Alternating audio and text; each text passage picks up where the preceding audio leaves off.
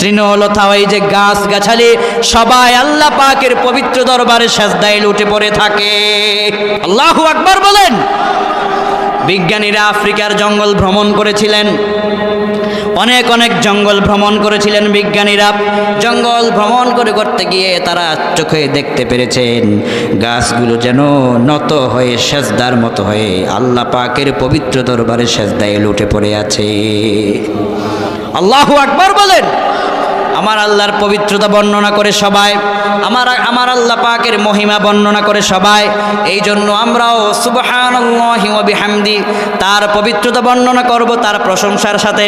এই দোয়াটা দৈনিক 100 বার, কতবার?